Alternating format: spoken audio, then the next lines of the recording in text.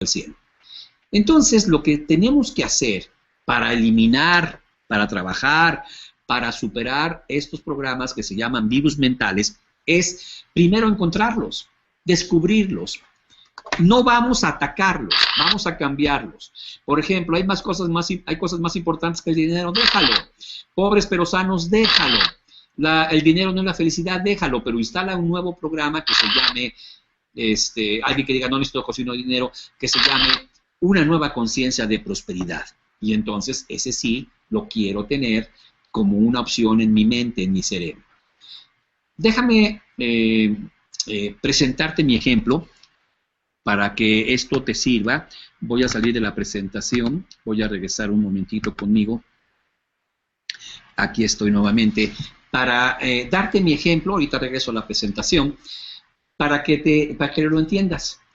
Yo fui a la universidad y saliendo hice una maestría en administración de empresas, luego hice una maestría en desarrollo humano, luego hice una especialización en psicoterapia gestal, luego hice una especialización en hipnosis ericksoniana y luego me especialicé en programación neurolingüística. También tuve una especialización en terapia de movimiento y en bioenergética. Total, para no hacerte largo el cuento, una licenciatura, 2 maestrías, 5 especializaciones. Y no tenía dinero. Ganaba muy bien. Tenía muy buen ingreso, pero se me iba como agua de las manos.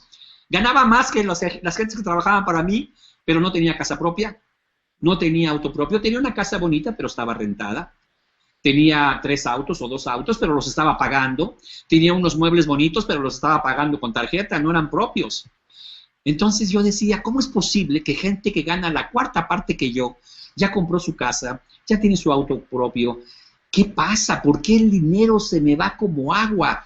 Y ese era uno de los puntos que yo no podía entender. Fíjate, yo empecé a notar que el dinero se me iba como agua cuando estaba terminé mi carrera de médico y empecé a notar que me pagaban, pero se me iba como agua.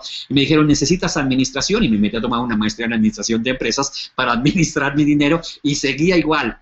Empecé a dar clases en las universidades, me pagaban mucho dinero. Siempre me metía en negocios que no eran buenos. Llegaba un amigo a pedirme dinero prestado y ofrecerme el negocio de oro, de vamos a ser millonarios. Me metía en esos negocios, siempre salía estafado. El dinero, mira, me las averiguaba para perder el dinero. Un día, tomando un curso de programación neurolingüística, me dice el instructor, un norteamericano que había venido a darnos el curso, debes de tener un virus con el dinero. Dije, pues, ¿cuál virus? Yo no me acuerdo. Entonces, haciendo una técnica que se llama línea de la vida, que significa pararte en el presente, cerrar tus ojos, caminar hacia atrás y buscar los eventos que están asociados con el dinero. Más adelante, en las siguientes sesiones, haremos esas técnicas. Llegué a un momento que yo tendría 8 o 9 años, alrededor de 8 o 9 años, y mis papás entraron a un movimiento religioso muy fuerte que estaba muy de moda en México en ese entonces. Se llamaba Movimiento de Cursillos de Cristiandad. Era un entrenamiento de 8 días donde entraban malos y salían buenos, para decírtelo así rápidamente. Mi papá entró malo y salió bueno. O sea, la gente entraba normal y salía un santo. Y entonces mi papá me dice, es que hablé con Cristo, me comuniqué con Cristo. Pues qué bien, papá, felicidades. ¿Y a mí qué? Y entonces me pone el Cristo en la cabecera de mi cama. Pero era un Cristo muy doliente. Un Cristo que es, me parece que es una pintura de Velázquez que se llama El Señor de la Misericordia. Es un Cristo que está crucificado, así caído. Se le ven gotas de sangre en todo el cuerpo. Las rodillas se le ven peladas. Los coágulos de sangre en las manos. Y además, como es una imagen hecha por un pintor muy bueno, para donde te muevas, los ojos parece que te siguen, ¿eh? O sea, te siguen los ojos, te está viendo siempre.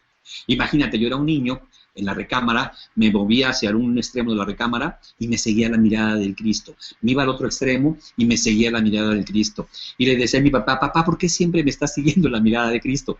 Y mi papá, queriendo hacer un bien, me decía, porque siempre te está viendo Diosito. No se ande agarrando en la noche ahí. Imagínate lo que era esto. Un Dios castigador, un Dios que está observando qué estás haciendo para darte un pecado. Mamá, ¿por qué le pusieron la corona de espinas? Por tus pecados. Mamá, pero si me agarré nada, me porté bien, no hice nada. Tu corona de espinas. Y había un disco, era en acetatos en aquel entonces, que se llamaba Mi Cristo Roto. un disco que hablaba de un sacerdote que encuentra un Cristo roto en un cuarto y empieza a tener una disertación espectacular con el Cristo, pero hay un momento donde la disertación sube de tono y dice: abraza a Cristo en la pobreza, abraza a Cristo en la carencia, abraza a Cristo en la enfermedad. Y wow, se te pone la carne de gallina cuando escuchas ese disco. Y se grabó en mi mente. Cuando termino la universidad, eso no lo entendí hasta después. A los pocos años, 2 o 3 años después de que terminé la universidad, mi papá muere, fallece mi padre. Y como mi padre siempre fue la figura más importante en mi vida, una manera inconsciente de rendirle tributo a su memoria era mantenerme abrazando a Cristo en la pobreza, en la enfermedad y en la carencia. Mi cerebro, cuando yo trataba de tener éxito, decía: ¿qué es más importante para usted? ¿El amor a su padre o tener dinero? Mi cerebro escogía el amor a mi padre. Y simbólicamente este programa era como un virus, no que atacara, pero impedía que este programa de éxito, de administración, de finanzas, se improntara en mi cerebro. Entonces simbólicamente es como si lo atacara, como si fuera un virus, porque impide que se crea, que se forme y se mantiene la carencia. Espero que esto te dé un ejemplo fenomenal de lo que son los virus. No, los virus religiosos son de lo más poderoso que hay.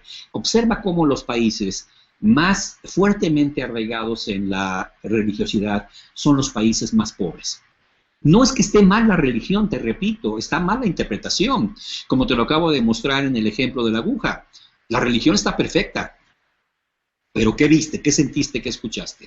El mensaje era muy bueno. Ahora, no tienes que cambiarte de religión. No tienes que odiar a tu padre por lo que te hizo o odiar a tu madre. Tienes que hacer cambios en tu mente. Déjame explicarte cómo lo hice para darte un adelanto de lo que vamos a hacer en las siguientes sesiones.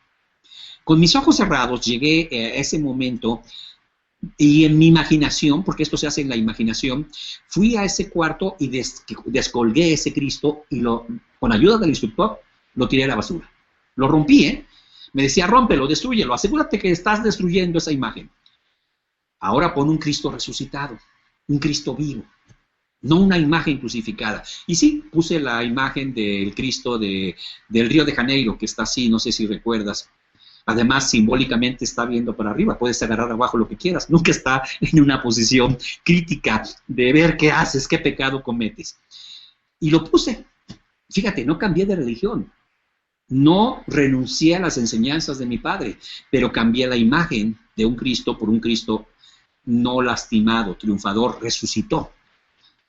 Luego me pregunta el instructor: dime lo primero que venga a tu mente en auditivo sobre la religión.